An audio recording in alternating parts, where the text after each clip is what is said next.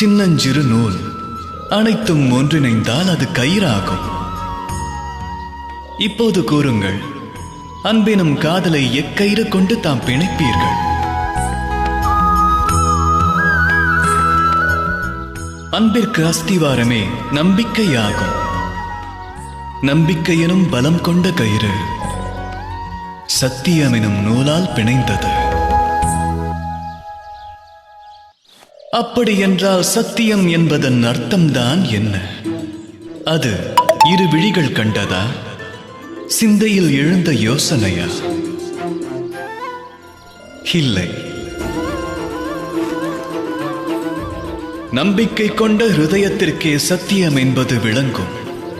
சத்தியம் புரிந்து கொண்ட மனம் நம்பிக்கை எனும் ஒளியால் நிறைந்திருக்கும்.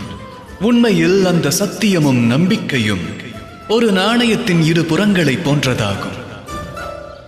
சத்தியம் இல்லையெனில் அங்கே நம்பிக்கை என்பது நிலவாது. ஒருவேளை நம்பிக்கை இல்லையெனில் அவ்விடத்தில் சத்தியம் என்பதுவும் நிலைத்திருக்காது.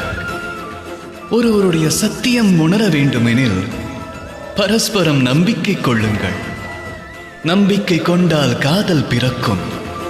ஹிருதயமானது ஆனந்தம் கொண்டு ஒன்று கூறும். ராதா